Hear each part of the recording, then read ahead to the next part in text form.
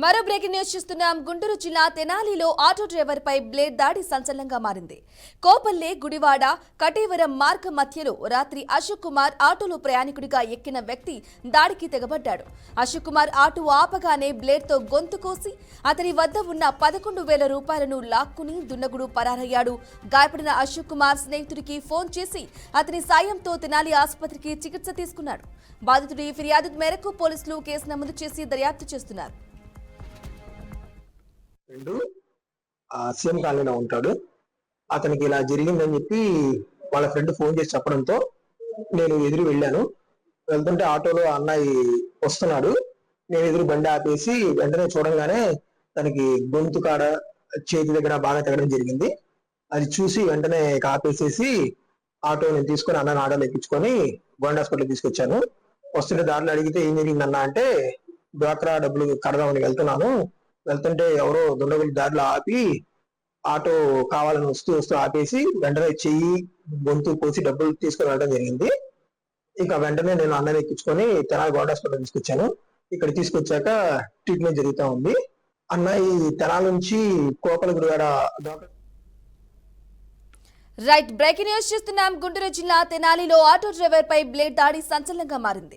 ఇదే విషయానికి సంబంధించి పూర్తి సమాచారం మా ప్రతినిధి వాసుబాబు అందిస్తారు. వాసుబాబు, చెప్పండి, ఘటనకు సంబంధించిన డీటెయిల్స్ ఏంటి? అతను దాడి చేసింది ఎవరిపైన అనుమానం వ్యక్తం చేస్తున్నారా? అప్డేట్స్ ఏంటి?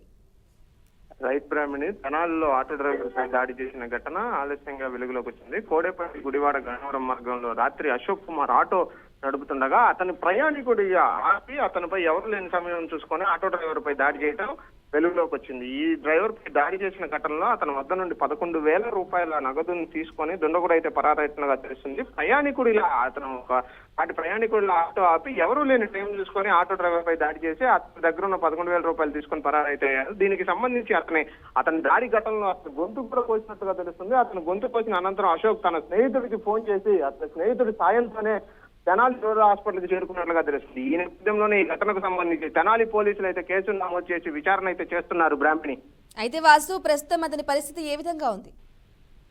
అతని పరిస్థితి నిలకడగా ఉందని వైద్యులు అయితే చెప్తున్నారు. ఏది ఏమైనప్పటికీ దాడి చేసిన ఘటనకు సంబంధించి పోలీసులు అయితే దర్యాప్తును అయితే ప్రారంభించారు. అతని స్నేహితుల ద్వారా విషయం తెలుసుకున్న వ్యక్తి లేదు అంటే అతనికి నేర చరిత్ర ఏదైనా కలిగి ఉందా, పాత నేరస్తుడిగా భావిస్తున్నారా అనేది అయితే తెలియాల్సి ఉంది. ఏది ఏమైనప్పటికీ అటు పోలీసు యంత్రాంగం అయితే దీనికి సంబంధించి రాత్రిపూట జరిగిన ఘటన కాబట్టి సీరియస్ గానే తీసుకుని దానికి సంబంధించిన పూర్తి వివరాలను అయితే సేకరిస్తున్నారు.